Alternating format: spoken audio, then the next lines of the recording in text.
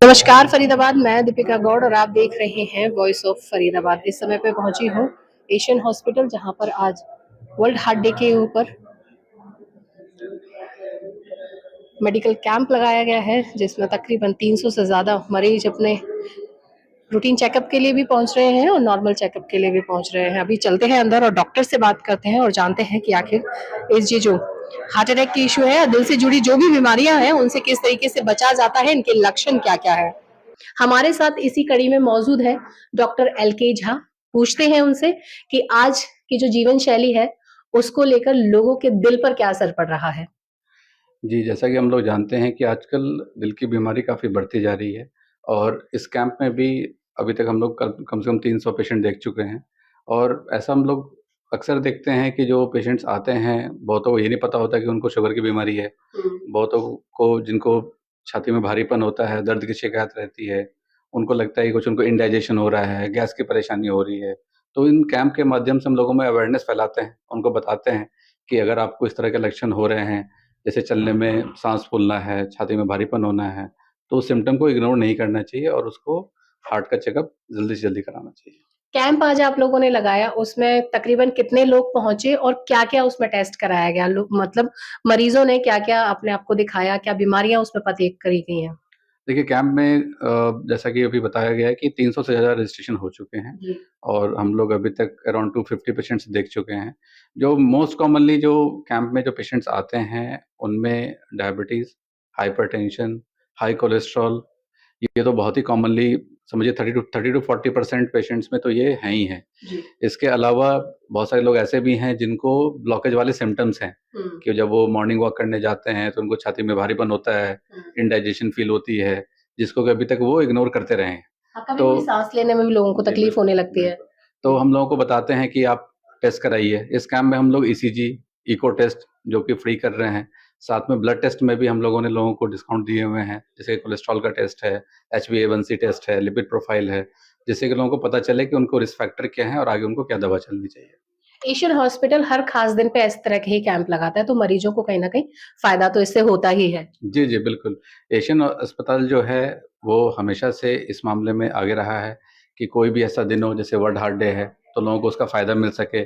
साथ ही साथ जो भी लेटेस्ट टेक्नोलॉजी अवेलेबल हैं हार्ट के ट्रीटमेंट के, चाहे वो रोटाब्लेशन हो, आईवस हो, चाहे कोई भी लेटेस्ट इक्विपमेंट है, जो हमारे यहाँ अवेलेबल हैं, ताकि लोगों को अधिक से अधिक फ़ायदा पहुँचाया जा सके। सर, एक और बात बताइए कि आजकल की जो नौजवान पीढ़ी है, उसमें हार्ट अटैक के बहुत सारे केसेज़ देखने को मिलते हैं, तो क्या रीज़न है उसका? देखिए, सबसे बड़ा रीज़न जो है, जो लोग नहीं समझते हैं, सबसे कॉमन तो है स्मोकिंग, जी। यंग एज में।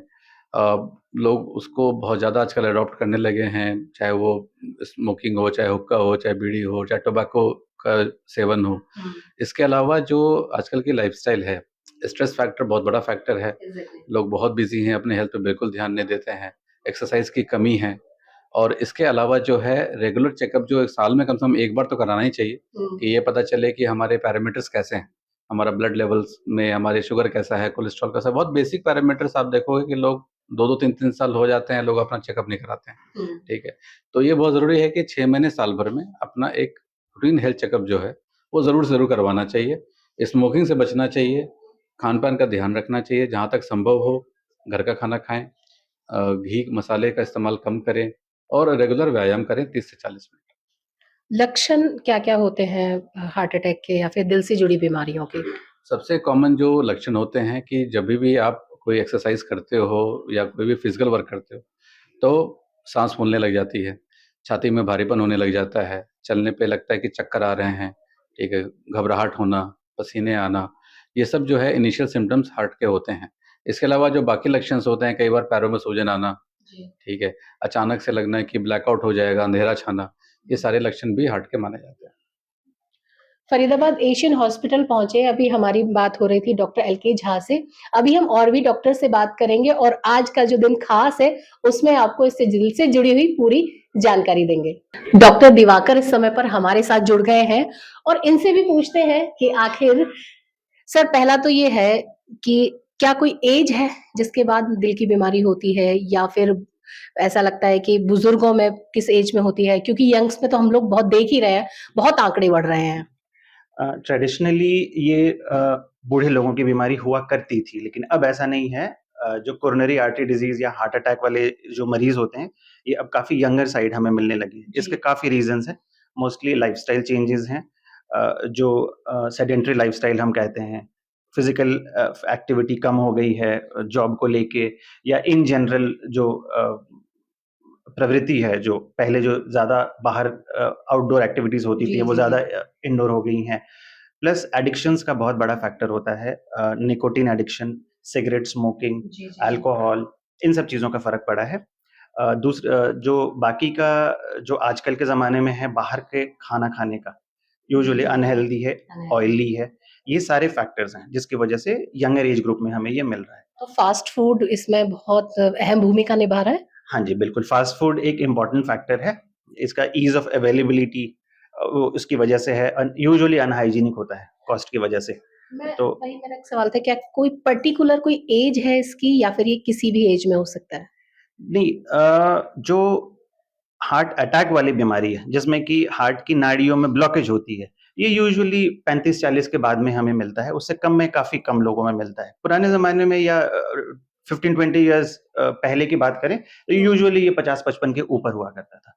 एक और चीज़ मैं ऐड करना चाहूँगा इसके लिए, increasing incidence of diabetes. Diabetes का इंसिडेंस बहुत ज़्यादा बढ़ा है, जो हार्ट के मरीज़ों के लिए ये बीमारी जो है वो एक तरीके से रूट कॉज़ होती है। सर, क्या ये मिथ है या सच है ये? क्योंकि जो लोग बोलते हैं कि जैसे कोविड आया, उसके बाद हार्ट के जो पेशेंट्स थे, उनकी संख्या में बढ़ोतरी होनी शुरू हो गई। क्या ये सच है या मिथ है? बहुत से लोग इसको लेकर कन्फ्यूज़ रहते हैं। ये है, ये काफ़ी लोग पूछते हैं। इसके लिए कोई भी प्रूवन ऐसा नहीं, हमें अभी तक स्टडीज़ हुई हैं इस पे, लोगों ने ट्राई किया है इसको ढूँढने का कि कोविड की वजह से या कोविड वैक्सीन की वजह से। ऐसा नहीं है, किसी भी अच्छी-अच्छी स्टडीज़ हुई हैं, किसी ने ऐसा प्रूव नहीं किया है।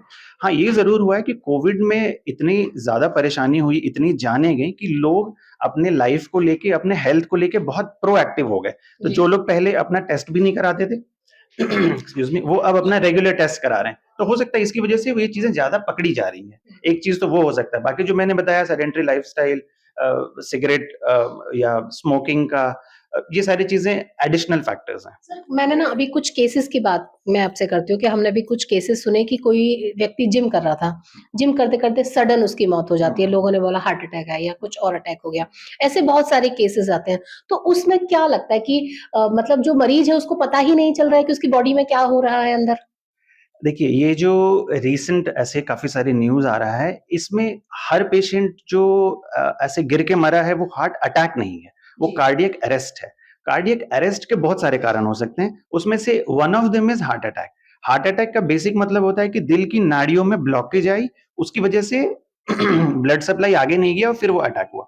बट ऐसे पेशेंट्स या ऐसी हिस्ट्री अगर मिलती है कि यंगर पेशेंट है, 40-45 से कम का है और वो एक्सरसाइज करने के दौरान कोलैप्स हुआ है या मरा है, उसके लिए जो हार्ट डिजीजेज हैं वो थोड़े अलग होते हैं। उसमें से कुछ हैं हाइपरट्रोफिक कार्डियोमायोपैथी या एआरवीडी, ये यूजुअली बचपन से होती हैं, ये जेनेटिकली डिटरमिन्ड होती हैं। तो वो कोरोनरी आर्टरी डिजीज यानी ब्लॉकेज वाली बीमारी और इन बीमारियों में थोड़ा फर्क होता है। यूजुअली इन बीमारियों में ना हिस्ट्री होती है, फैमिली हिस्ट्री, या उनको पहले ना चक्कर वगैरह की हिस्ट्री होती है। और दूसरी तरफ जो कोरोनरी आर्टरी डिजीज या जो ब्लॉकेज वाले पेशेंट्स हैं, उनकी हिस्ट्री थोड़ी अलग होती है। उनकी हिस्ट्री होती है कि डॉक्टर साहब, जब मैं चलता हूँ या जब मैं एक्सरसाइज करता हूँ, मेरे छाती में भारीपन होता है या सांस फूलती है।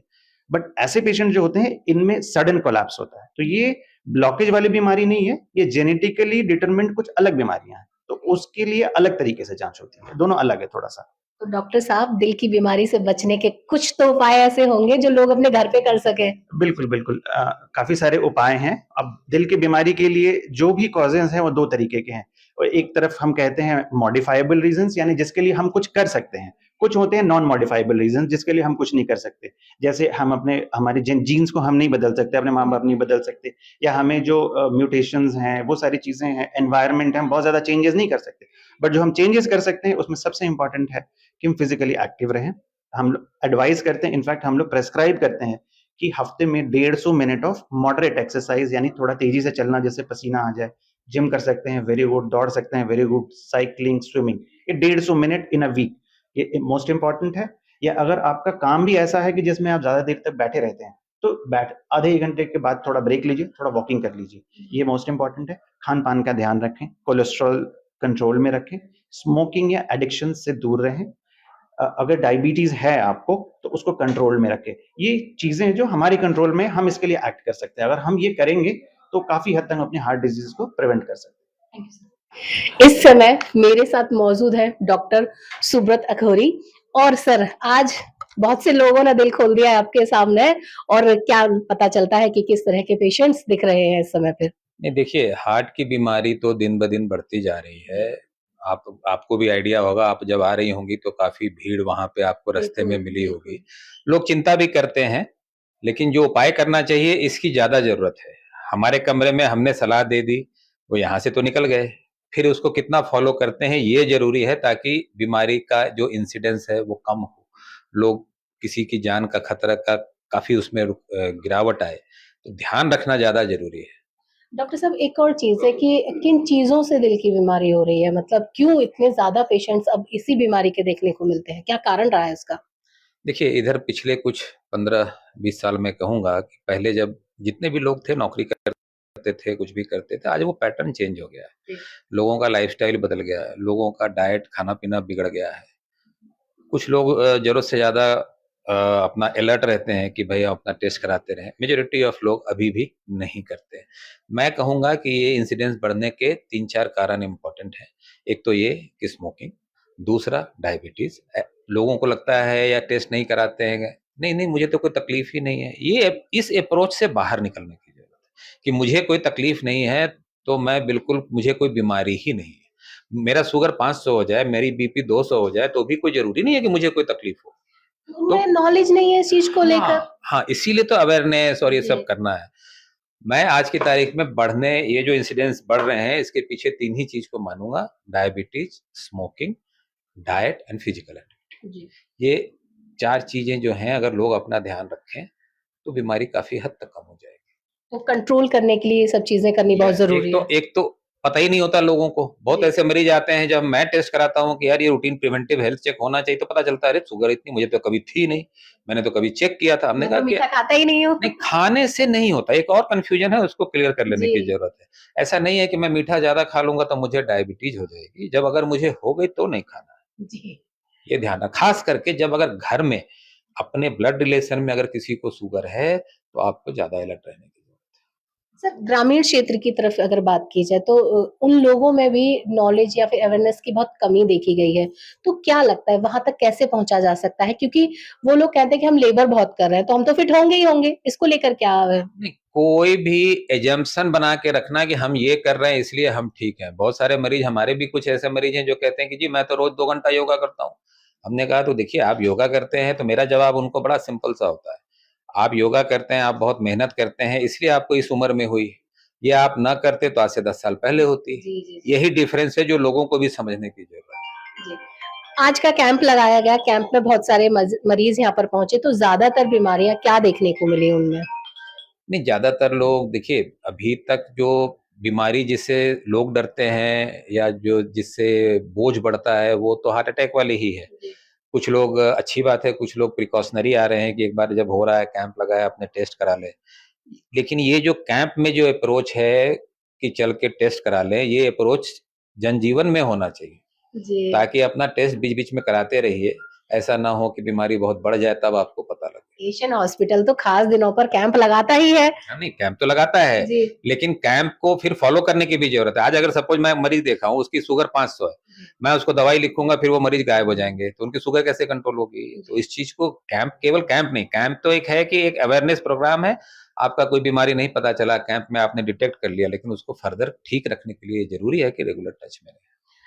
मेरा अंतिम सवाल होगा कि महिलाओं और पुरुष में क्या दिल की बीमारी के अलग-अलग लक्षण हैं या सेम ही होते हैं? लक्षण सेम है, लेकिन महिलाओं में मेनोपॉज़ के पहले काफ़ी हद तक वो प्रोटेक्टेड रहते हैं, अगर उनको डायबिटीज़, ब्लड प्रेशर नहीं है तो। जी। मेनोपॉज़ के बाद उनमें रिस्क ज़्यादा है एज़ कम्पेयर टू मेल। अच्छा। अब रह गई बात, जो मैं कह रहा हूँ, डायबिटीज़ ऑलमोस्ट बराबर है। स्मोकिंग अब तो फीमेल में भी बढ़ रही है हाँ। और मेल में ज़्यादा थी ही। तो ये वो भी कारण है कि मेल में ज्यादा होता है, लेकिन मेनोपॉज के बाद फीमेल्स में रिस्क ज्यादा है एज कम्पेयर टू मेल, अगर बाकी रिस्क फैक्टर को छोड़ दें तो। अच्छा, एज फैक्टर भी मैटर करता है इस चीजों को यस, लेकर। यस।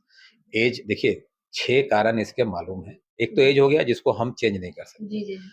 डायबिटीज हो गया, ब्लड प्रेशर हो गया, कोलेस्ट्रॉल हो गया। जिसमें भी ये तीनों चीज़ों में कोई भी चीज़ है उसको कंट्रोल करना, इसको आप कंट्रोल कर सकते हैं। स्मोकिंग आप छोड़ सकते हैं। डाइट आप अपना ध्यान से ले सकते हैं।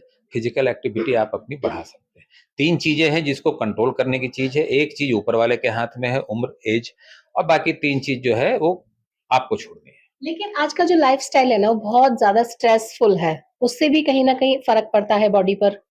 नहीं, बिल्कुल पड़ता है। देखिए स्ट्रेस से चीज़ें प्रेसिपिटेट हो जाती हैं। जी। किसी को ब्लॉकेज है और स्ट्रेस हो गया तो वहाँ प्रेसिपिटेट हो सकती हैं।